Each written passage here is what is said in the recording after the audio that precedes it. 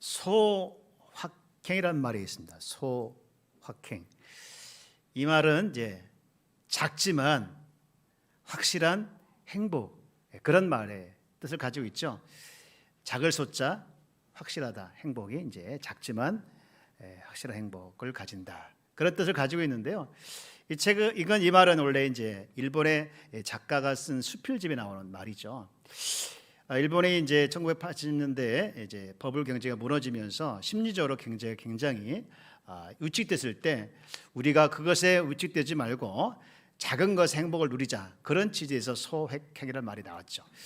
근데 그 안에 이제 한 예를 들면서 어떤 것의 소확행이냐 하면서 각 구원의 빵을 가지고 찢어 먹는 그 행복, 그 기쁨, 이런 것들이 소확행이다라는 말을 하고 있습니다. 2018년도에 우리나라도 이 트렌드 코리아라는 책이 있는데요. 그 책에 보면 이게 이제 소확행이 트렌드가 됐었죠. 그래서 좌절에 빠지지 말고 우리가 실리를 추구하자. 큰 것을 쫓아가지 못하지만 또 큰 것을 누리지 못하지만 우리가 작은 것에서 우리가 정말 행복을 찾자. 큰 돈을 내고 좋은 레스토랑에 가서 비싼 음식은 못 먹지만 우리가 예를 들어서 이 편의점에 가서 제일 비싼 도시락을 사가지고 내가 이 편의점에서 그래도 제일 비싼 도시락을 먹는 이 행운, 이 기쁨, 이런 걸 우리가 이제 누리자, 실리를 추구하자, 그런 의미에서 이제 2018년대 트렌드가 있었는데요. 2021년 지금 이제 3년이 지났지만 지금도 이런 트렌드들이 여전히 유지하고 있는 것 같아요. 여러분, 어려운 가운데 있지만 우리가 작은 것에 행복을 찾았으면 좋겠어요. 자, 우리 옆에 계시면 이렇게 인사합시다. 작은 것에 행복을 찾읍시다. 아멘. 네. 작은 것에 행복을 찾기를 주의 이름으로 축복합니다. 찬양 중에 행복이라는 찬양이 있습니다. 그 가사가 굉장히 은혜로워요. 여러분, 제가 한번 불러드리겠습니다. 화려하지 않아도 정결하게 하는 삶, 가진 것은 적어도 감사하는 삶, 내게 주신 작은 힘 나눠주며 사는 삶, 이것이 나의 삶의 행복이라오. 눈물 날 일이 많지만 기도할 수 있는 것, 억울한 일 많으나 주를 위해 참는 것, 비록 짧은 작은 삶 주 뜻대로 사는 것, 이것이 나의 삶의 행복이라오. 이것이 행복이라오. 세상은 알 수 없는 하나님의 선물, 이것이 행복이라오. 하나님의 자녀로 살아가는 것, 이것이 행복이라오. 여러분, 이 가사가 참 은혜롭죠? 여러분, 이 가사가 여러분 삶의 실제가 되어져서 여러분도 작은 것에 행복이라오 라는 찬양이 불려지기를 주로 축복합니다. 오늘 말씀에서 우리가 행복이라고 할 수밖에 없는 이유를 말씀하고 있어요. 우리 한번 같이 살펴보고 은혜를 나누기를 원하는데, 오늘 읽은 말씀은 우선 우리가 두 가지 위치에 있다라는 거예요. 예수 믿기 전에 우리의 위치와 예수 믿고 난 다음의 위치, 이 위치가 두 가지 있다라고 얘기하는데요. 그렇다면 예수 믿기 전에 우리의 위치가 어떤 거냐라는 것이 이제 1절부터 3절까지에서 세 가지로 이야기하고 있어요. 여러분, 1절부터 3절까지 쭉 말씀을 보면 세 가지인데요. 하나는 우리가 영적으로 죽었다라는 거예요. 두 번째로는요, 우리의 영적인 원수의 지배 아래 있었다는 거예요. 그리고 세 번째는 우리가 정말로 하나님의 진노를 피할 수 없는 본질상 진노의 자녀였다는 겁니다. 여러분, 우선 예수 믿기 전에 우리가 영적으로 죽어 있다는 말이 어디에 나와 있는지 우리 한번 보기를 원하는데 1절 말씀에 있습니다. 1절에 이렇게 돼 있죠. 다 함께 읽어봅시다. 시작. 그는 허물로 죄로 죽었던 너희를 살리셨도다. 아멘. 우리가 가끔 기도할 때 제가 그런 소리 들을 때가 있습니다. 하나님, 허물과 죄로 죽을 수밖에 없는 나를 살려주신 것 감사합니다. 우리가 왕왕 그렇게 기도하신 분들이 있어요. 여러분, 그러나 성경에 어디를 봐도 우리가 허물과 죄로 죽을 수밖에 없는 우리라고 기록되지 않습니다. 허물과 죄로 죽었던 우리입니다. 여러분, 그러니까 영적으로 말하자면 예수 믿지 않는 사람들은 이미 죽은 상태에 있는 사람들이에요. 죽은 상태. 이게 무슨 얘기냐면 하나님과 분리됐다는 거예요. 본래 우리가 하나님의 생명을 공급받는 자로 살아가는 자야 되는데 이 생명의 근원 대신 하나님을 떠나서 생명을 공급받지 못하니 그게 죽은 자가 됐다는 것이죠. 여러분, 창세기 2장 17절에 보면 아담이 명령을 하나 받아요. 이런 명령이죠. 너는 선악을 알게 하는 나무를 먹지 말라. 선악을 알게 하는 나무의 열매를 먹지 말라. 네가 만약에 먹는 날에는 반드시 뭐하리라? 죽으리라. 이런 명령을 받아요. 그런데 우리가 알고 있는 것처럼 아담이 이 명령을 지킬까요? 안 지킬까요? 뭐라고요? 지켰다고요? 설마 안 지켰잖아요. 그런데 여러분, 알고 있는 것처럼 아담이 이 명령을 지켰는데 즉시 즉사했습니까? 아니잖아요. 그래 여전히 살아갑니다. 여전히 살아가요. 그런데 그는 하나님의 말씀에 불순종하고 하나님의 말씀을 믿고 그가 하나님의 명령을 거역하니 그에게 찾아온 것은 어떤 결과였느냐? 즉각 죽지 않았지만 그는 하나님과의 관계가 단절됩니다. 이런 증상이 뭐냐면 어떻습니까? 아담이 이 명령을 어기고 어떤 행동을 취하죠? 도망가잖아요. 피하잖아요. 숨잖아요. 그리고 핑계를 대잖아요. 그리고 책임을 누구한테 전가하고 변명을 막 댑니다. 이게 다 뭐의 특징입니까? 관계가 단절된 자의 특징이에요. 지금 아담이 그런 행동을 보여주고 있는 거예요. 그러면 영적으로 이렇게 죽게 만든 원인이 어디 있느냐? 1절 말씀 다시 보게 되어지면 무엇 때문에 죽었다라고 쓰여져 있습니까? 1절 다시 보여주면 그는 허물과 죄로 죽었다라고 했습니다.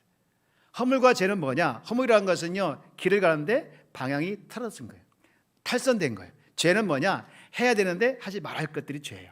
그래서 내가 내 인생의 주인 되어가지고 내 삶대로 살아버리니 하나님과 관계가 끊어져서 하나님과 관계가 단절된 거죠. 이것이 첫 번째 예수 믿기 전의 의치다라고 볼 수 있는 것이죠. 그런가 하면 두 번째로 예수 믿기 전의 의치가 있는데 영적 원수의 지배를 받았다는 거예요.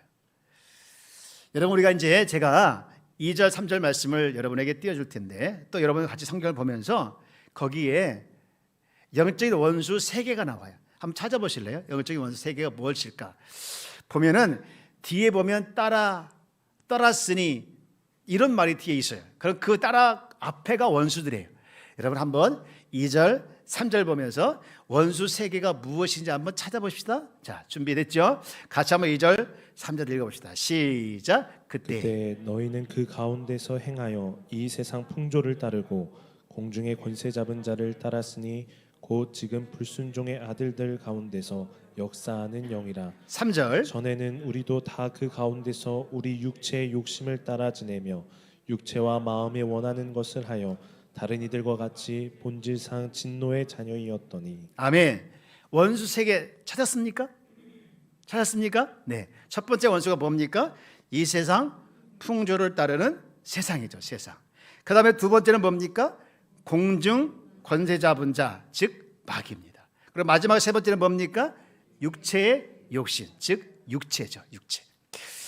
자, 그렇습니다. 이 예수 믿기 전에 3가지 영적 원수의 지배를 받았다는 거예요.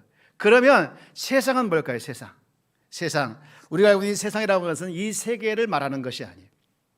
여기서 말하고 있는 세상은 그리스도인들을 잘못된 길로 인도하는 사조, 잘못된 사회 체계, 이런 걸 다 포함한 것이에요. 악한 체계. 그래서 바울은 로마서 12장 2절에 보면 이런 말을 했어요. 로마서 12장 2절에 보면 너희는 이 세대를 뭐하지 말고 본받지 말라. 여기를 말하고 있는 이 세대가 여기 에베소 나와 있는 세상이에요. 이 세상의 거센 흐름, 잘못된 철학, 잘못된 사조 이런 것들이 우리 주변을 둘러싸고 우리로 하여금 영적인 원수의 지배 아래 있게 하는 거죠. 저는요 이 말씀을 읽으면서 참 더욱 간절히 기도하게 되는 제목이 하나 있는데, 우리 다음 세대들이에요. 우리 어린이들, 아무것도 모르는 어린이들, 청년들, 청소년들이 세상의 사조에, 세상의 철학에 휩쓸려서 잘못된 사상과 잘못된 세계관에 휩쓸려서 하나님을 떠나 하나님을 거절할 거라는 그런 걱정과 염려가 많이 있어요. 그래서 그들을 위해서 기도하게 되는데, 사랑하는 여러분, 여러분의 자녀를 놓고 기도하는 거 감사합니다. 또한 우리 다음 세대를, 우리 어린이들, 학생들, 청년들 정말 이 세상에 따라가지 않고 세상에 타협하지 않고 세상의 지배 아래 살아가지 않도록 우리 다음 세대를 놓고 여러분 정말 기도해 주기를 주 여러분 축복합니다. 그런가 하면 두 번째 영적 지배자가 누굽니까? 마귀죠. 원수, 두 번째 원수 마귀인데, 여러분 마귀는 너무 잘하고 있죠. 마귀는 악령 곧 귀신들을 이끌어다니면서 강력한 힘을 가지고 있어가지고 우리 믿는 자들을 파괴하는데 탁월합니다. 여러분 이 마귀는요, 예수님께서 십자가에 죽으시고 십자가에서 죽으신 다음에 부활하신 다음에는요 이 마귀가 치명타를 입었어요. 힘을 팍 잃어버리는 거예요. 그런데 그 마귀는 여전히 힘이 있어요. 그래서 끊임없이 우리 믿는 자들을 괴롭히는 거예요. 그래서 오죽했으면 베드로전서에 보면 이런 말씀이 있을까요? 우리 베드로전서 5장 8절에 이렇게 있는 말씀 한번 같이 읽어볼까요? 시작. 근신하라. 깨어라. 너희 대적 마귀가 우는 사자같이 두루다니며 삼킬 자를 찾나니. 마귀가 지금 뭐를 찾는 거예요? 밥을 찾는 거예요. 사랑하는 여러분, 우리는 밥이 되지 않을 줄 믿습니다. 우리 옆에 계신 인사합시다. 밥이 되지 맙시다. 근데 여러분 표정이 나 이미 밥이 됐어 이거 아니죠? 여러분 우리는 밥이 되지 않을 수 있는 강력한 힘 있는 사람인 줄 믿습니다. 그런가 하면 마지막으로 또 하나의 원수가 있었죠. 뭐죠? 육체죠. 육체라고 하는 것은 우리의 신체 또는 몸뚱이를 의미하지 않습니다. 성경은요 우리의 신체에 대해서, 우리의 육체에 대해서 굉장히 중요하게 여기라고 했습니다. 우리의 몸 안에 성령이 거하니 자니라 하면서 우리 몸을 함부로 여기지 말고 우리 몸을 잘 다루라고 했습니다. 근데요 이 잘못된 종교는요 이 몸을 학대함으로 말미암아 자기 몸을 학대하고 자기 몸을 이렇게 못 쓰게 해가지고 그래야만이 마치 성결한 사람이 이른 것처럼 이렇게 유도하는 종교들이 있습니다. 성경은 그렇지 않아요. 여러분, 그러나 여기서 말하는 육체라고 하는 것은요 더러운 본성, 잘못된 본성, 이 자기가 중심이 되어서 잘못된 본성에 따라서 충동적이고 하나님 뜻과 반대하는 일에 대해서 몰두하고 몰입하는 것을 육체라고 하는 것이죠. 우리 부모님들이 다 계시는데, 앞으로 부모 되실 분도 계시고, 근데 자녀를 키우면서 느끼는 게 하나 있죠. 공통적으로 제가 느끼는 게 하나 쪽 있는데, 여러분 부모가 돼서 자녀에게 거짓말을 가르쳐 적은 일 있습니까? 얘야, 네가 세상을 살아가면서 꼭 필요한 것 중에 하나 거짓말이다. 이 거짓말을 꼭 해야 된다라고 가르치는 부모는 한 번도 안 계세요. 그런데 자녀들 보면요 거짓말을 기똥차게 잘하죠. 여러분 표정이 아닌 것 같은데 내 자녀만 그런가? 여러분 하나도 가르치지 않았는데 우리의 자녀들이 거짓말을 너무너무 잘해요. 그러나 부모 입장에서 그 거짓말 할 때마다 그냥 속아주지요. 여러분 왜 그렇습니까? 그들 안에 잘못된 본성, 이 더러운 본성이 있기 때문에 그런 거예요. 그래서 성경은 계속해서 이 영적인 원수 세 가지, 이게 계속해서 우리를 괴롭힐 것이라는 것을, 예수 믿고 난 다음에도 여전히 괴롭힐 것이라는 것을 말씀을 하면서 강조하면서 주의하라 라고 계속 얘기하고 있어요. 여러분 한 군데만 보면 야고보서 3장입니다 14절 15절 말씀까지 있는데 이걸 제가 표준세번으로 한번 띄워드릴게요. 우리 한번 같이 다 같이 한번 읽어볼까요? 한번 읽어봅시다. 시작. 여러분 마음속에 지독한 시기심과 경쟁심이 있으면 자랑하지 말고 진리를 거슬러 속이지 마십시오. 이러한 지혜는 위에서 내려온 것이 아니라 땅에 속한 것이고 육신에 속한 것이고 마귀에게 속한 것입니다. 아멘. 다 육신에 속하고 마귀에 속하고 땅에 속한 거라는 거예요. 이게 다 아까 얘기했던 원적 원수들이에요. 영적 원수 세 가지들이에요. 여러분, 이와 같이 우리는 예수 만나기 전에 일방적으로 당했습니다.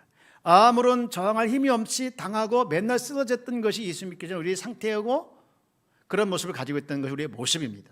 그런데 더 치명적인 것은요, 3절 하반절에 보면 우리를 향하여 뭐라고 했느냐? 본질상 진노의 자녀라 하겠습니다. 무서운 얘기예요. 이 본질상 진노의 자녀는요, 요한계시록에 보면요, 막 심판이 이루어지는데요, 7 인봉에 떼어지고 또 7 대접이 나오면서 또 7 나팔이 나오면서 무섭게 심판하는 내용이 나오는데, 그게 다 누구에게 가느냐? 본질상 진노의 자녀에게 임하는 심판이에요. 제가 지금까지 장황하게 예수 믿기 전의 상태에서 쭉 설명했는데요, 또 말씀드렸는데요, 우리가 다 알고 있는 내용일 수도 있습니다. 그런데 제가 이렇게 길게 설명한 이유가 하나 있는데, 그것은 바로 4절에 있는 내용 때문에 그래요. 자, 우리 4절 말씀 한번 읽어봅시다. 시작. 그럼 우리 풍성하신 하나님이 우리를 사랑하신 그 큰 사랑을 인하여. 아멘. 제가 지난주 이 4절 가지고 말씀을 잠깐 설명을 했는데, 4절 앞에 생략된 말이 하나 있다겠죠? 뭔지 기억나십니까? 그러나입니다. 그러나 왜 1절부터 3절까지 말씀을 가지고 계속해서 장황하게 설명했느냐? 그러나 때문에 그런 거예요. 그러나 여러분, 그러나 이전에는요, 하나님의 진노를 마땅히 받아야 할 사람들이 예수 믿기 전의 사람들이에요.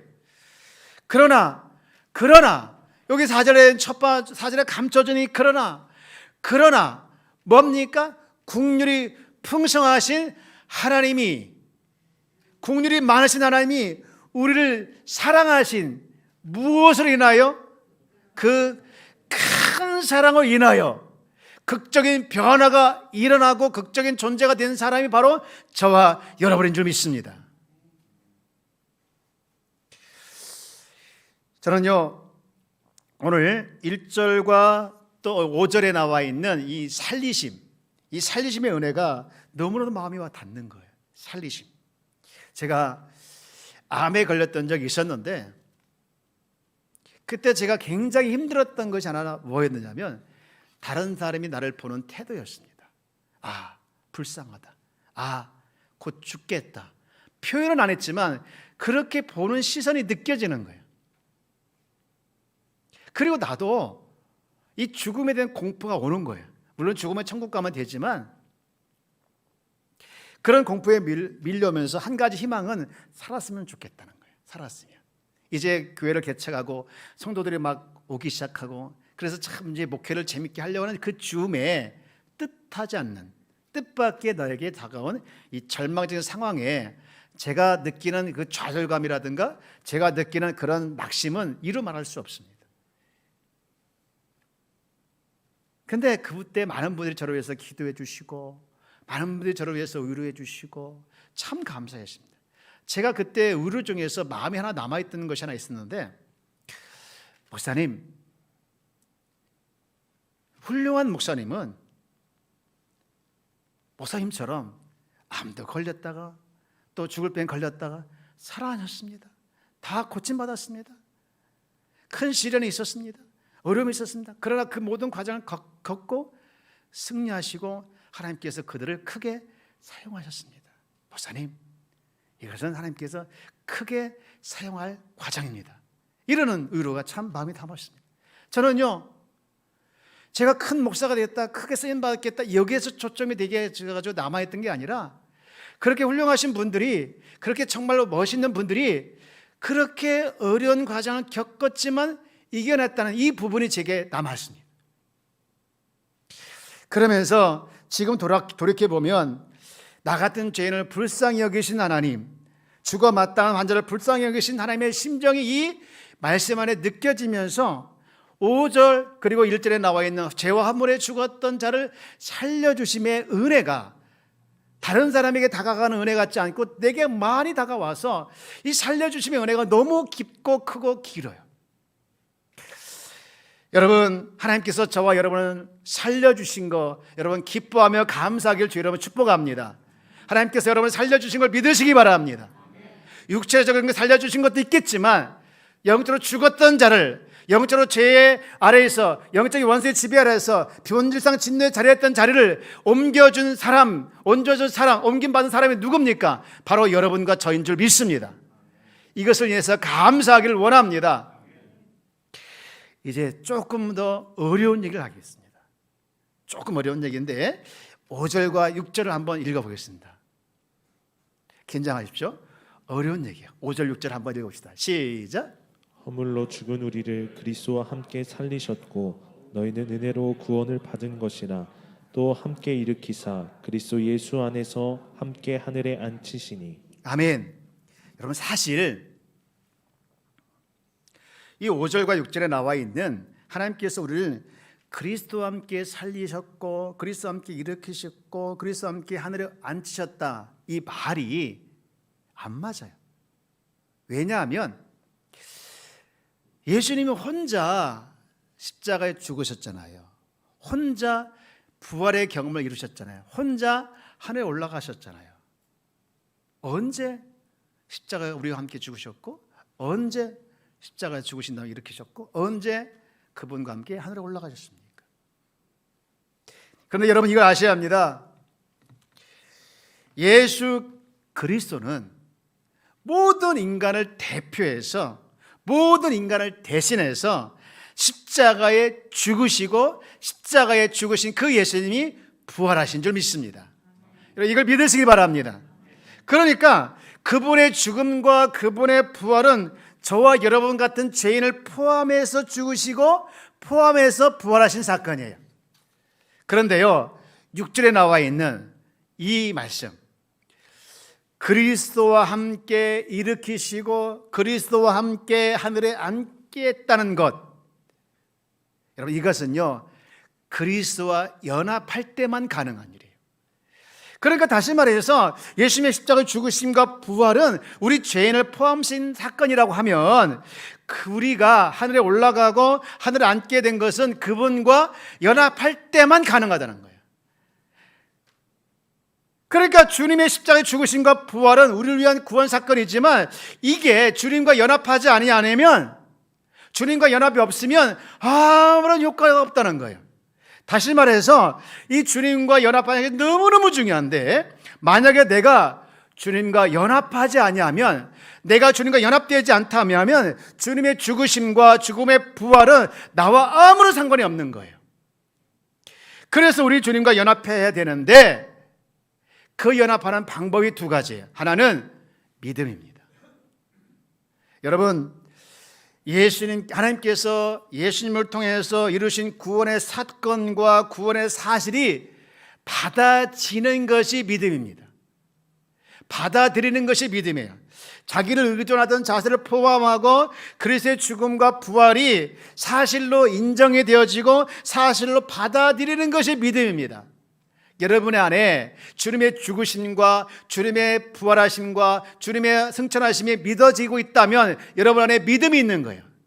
그런 믿음을 통해서 내가 주님과 연합하는데, 중요한 것은 그 믿음 자체가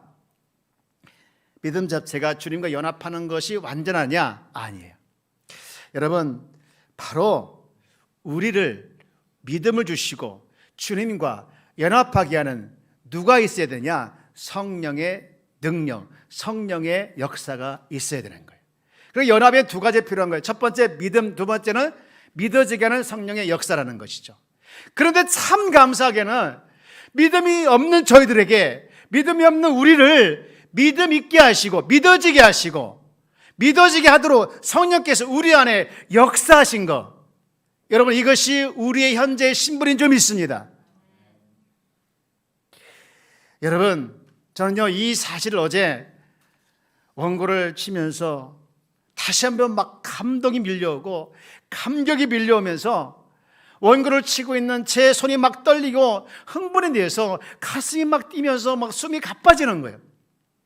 믿음 없는 나를 믿음 있게 하시고 성령을 통해서 주님과 연합하게 하사 주님의 죽으심이 나의 죽으심이 되고 주님의 부활하심이 나의 부활이 되고 주님이 하늘에 올라가심이 나의 하늘에 올라감이 된 거, 그리고 하늘에 나를 앉히게 한 것이 현재 우리의 신분인 줄 믿습니다.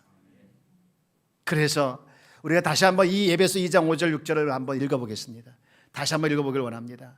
자, 우리 설명을 듣고 한번 읽었는데 한번 다시 읽어봅시다. 시작. 허물로 죽은 우리를 그리스도와 함께 살리셨고 너희는 은혜로 구원을 받은 것이라. 6절. 또 함께 일으키사 그리스도 예수 안에서 함께 하늘에 앉히시니. 사랑하는 여러분, 구원이란 것은 죄 사망에서 죄 허물에서 죽었던 우리를 구원해 주신 것 철저히 하나님의 선물인 줄 믿습니다. 내 노력과 내 의지에 의해서 내 공로에 의해서 주어진 것이다. 하나님의 선물인 것을 여러분 믿어 의심하지 않기를 주의 여러분 축원합니다. 그래서 2장 8절에 이렇게 말씀하고 있죠. 다 함께 읽어봅니다. 시작. 너희는 그 은혜에 의하여 믿음으로 말미암아 구원을 받았으니 이것은 너희에게서 난 것이 아니요 하나님의 선물이라. 아멘. 하나님께서 믿음 없는 우리를, 믿음 없던 우리를 국률이 여겨주사 국률이 많으신 그 하나님의 국률과 하나님의 사랑으로 인하여 우리를 믿음 주시고 주님과 연합하게 하사 구원의 자녀로 삼게 주신 것, 이것은 하나님의 철저한 선물인 줄 믿습니다. 여러분, 우리는 하나님의 선물을 받은 자인 줄 믿습니다. 하나님의 선물을 받은 자인 있음을 믿습니다. 그래서 여러분 이렇게 한번 질문을 해보겠습니다. 여러분, 우리가 육신의 옷을 입고 이 땅에 살아가지만 영적으로 우리의 위치는 어디에 있을까요? 하늘에 있습니다. 할렐루야. 우리 빌립보서 3장 20절 말씀을 한번 보겠습니다. 빌립보서 3장 18절부터 20절 말씀을 우리 한번 같이 읽어볼게요. 시작. 내가 여러 번 말하였고 지금도 눈물을 흘리며 말하지만 그리스도의 십자가의 원수로 살아가는 사람이 많이 있습니다. 19절. 그들의 마지막은 멸망입니다. 그들은 배를 자기네 하나님으로 삼고 자기네 수치를 영광으로 땅의 것을만을 생각합니다. 20절. 그러나 우리의 시민권은 하늘에 있습니다. 그것으로부터 우리는 구주로 오실 주 예수 그리스도를 기다리고 있습니다. 우리 10절 말씀을 다시 한번 봅니다. 그러나 우리의 시민권은 어디에 있습니까? 하늘에 있습니다. 여러분, 이 사실이 믿어집니까? 여러분, 믿어질 주 여러분 축복합니다. 사랑하는 여러분, 우리의 신분은, 우리의 위치는 영적으로 하늘의 시민권으로 있다는 사실을 믿어 의심하지 않기를 주 여러분 축복합니다. 이 사실이 있을 때 소확행, 작지만 확실한 행복이 있을 것이고, 저는요 소확행이 아니라 대확행이라고 말씀드리고 싶어요. 너무나도 큰 겁니다. 너무나도 크고 확실한 것 때문에 행복하기를 주의 이름으로 축원합니다. 이제 말씀을 마치고자 합니다. 제가 이제 설교 원고를 다 정리하고 출력을 하고 이렇게 제 책상에 있는 책을 우연히 보게 됐는데 그 책상에 있는 책이 세가족용 책자예요. 교훈. 근데 제목이 이렇게 돼 있더라고요. 영원한 행복으로 초대. 너무 많이 당하네. 사랑하는 여러분, 저와 여러분들을 일순간 일에만 있는 그런 행복으로 초대한 것이 아니라 영원한 행복으로 초대해 주신 분이 우리 주님이고 초대받은 사람이 저와 여러분인 줄 믿습니다. 그러므로 살아가는 삶의 현장에서 작은 것에 주눅들지 않고 작은 것에 힘들어 죽을 것 같이 낙심하지 않고 여러분, 나의 신분이, 나의 위치가 저 하늘에 있다는 것을 기억하며 대확행, 큰 기쁨으로 행복하게 살아내는 우리 귀한 성도가 다 되어지기를 주의 이름으로 축원합니다.